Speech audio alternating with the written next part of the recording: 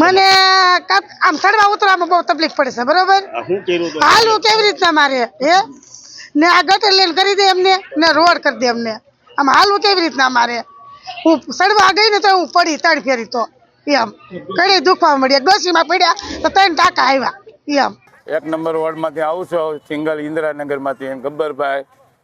ને આ રોડ અમારા ખોદતા હતા તે અમે કીધું હતું તે ભાઈ તમે આ પેલા ગટરનું કરજો ગટરનું નહીં કરો ત્યાં સુધી રોડ નહીં થાય પછી તમે 20 લાખ નાખો તો 1 કરોડ નાખો તો રોડ બગડી જવાનો છે અત્યારે અમારે ગટર તૂટી ગઈ છે અમારી આમાં કોઈ જોતું નથી આ મા બાપનો રોડ છે અમારે જવું કોની પાસે અમારા બાલ બચ્ચા હાલે છે ને પડે છે એક બેનને માથામાં લાગી ગયું છે એક ભાઈને કડીમાં લાગી ગયું છે તો આ રોડ અમારે કરવો કેવી રીતે અમારે કોક આવે તો થાય નહીં આને વગરનું શું થાય અમારે કોની પાસે જવાનું મારું નામ મનીષભાઈ પ્રેમભાઈ સોરા છે હું ઇન્દિરાનગર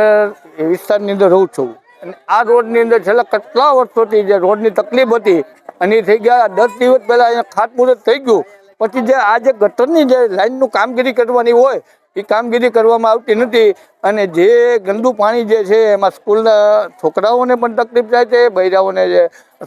બકાલું લેવા જવું એમાંય તકલીફ થાય છે આ બાજુમાં આંગણવાડીમાં નાના નાના ભૂલકાઓને તકલીફ થાય છે તો તાત્કાલિક યુદ્ધના દોરે આ ગટર લાઇનનું કામ કરી અને રોડનું સામગ્રી કામ કરે અને નગરપાલિકા જે અત્યારે આ ખાડા કામ કરે છે એ થોડીક આંખ ખાલીને જોવે કે અહીંની ઇન્દિરાનગરના લોકોની પરિસ્થિતિ શું છે આ લોકો કઈ હાલતમાં જીવે છે